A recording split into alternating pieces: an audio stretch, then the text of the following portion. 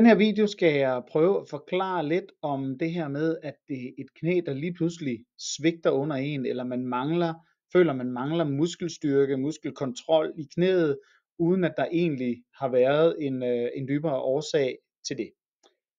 Altid, når knæet eller andre dele på kroppen kommunikerer med dig via smerte eller manglende styrke og kontrol, så er det for at beskytte dig bedst muligt. Husk på det. Det er ikke fordi dit system prøver at være ond ved dig eller på nogen måde straffe dig, men den er bare bekymret. Det vigtigste for dit system, det er, at du ikke går for meget i stykker. Så det er, det er ligesom hovedoverskriften nummer 1 i vores overlevelsesmekanisme. Og det er den, der langt hen ad vejen stadigvæk dominerer os, det er, at vi skal kunne overleve.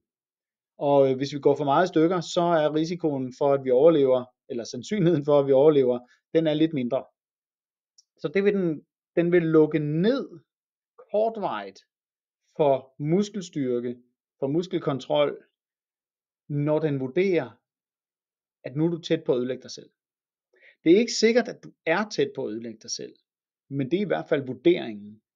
Så det samlede load på hele dit system er for meget under pres, og dermed kommer der lidt for meget information op til vores hjerne, som er det og den, der styrer, hvordan vores muskulære system skal fungere.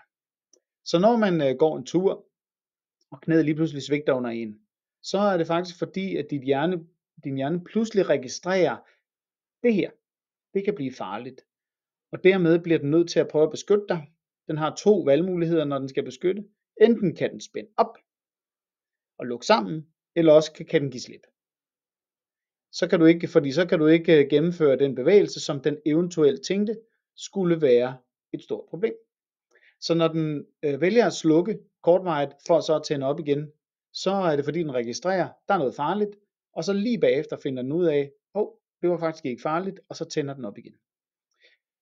Rigtig mange oplever at føle sig usikre i knæet, altså føle, at muskelstyrken er pludselig ikke det, den har været, og jeg kan faktisk ikke træne mig igennem det. Altså jeg kan ikke få genoptrænet det, selvom man går i fitnesscenter og laver gode øvelser for at styrke knæet.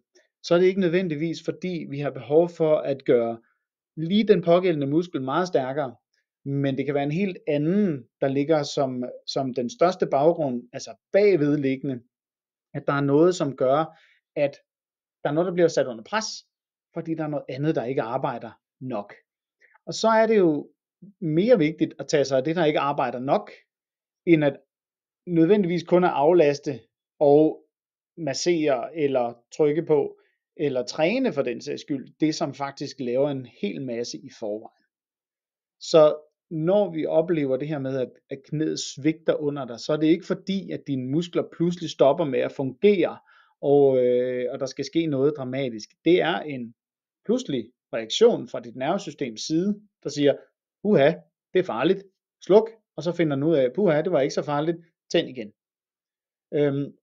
Så når man oplever den der mangel på kontrol, så er det fordi, at hjernen den er lidt bekymret for det load, der ligger i netop det område, som den lukker ned for.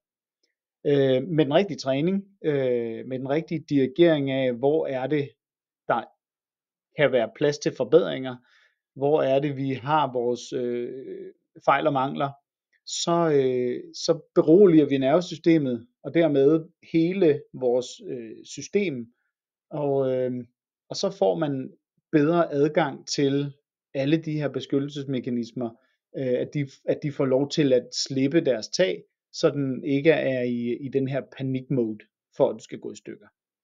Så det var lidt om baggrunden for, hvorfor knæet lige pludselig kollapser under en, eller man har svært ved at komme op og stå, efter at have siddet ned, eller andre situationer, hvor knæet føles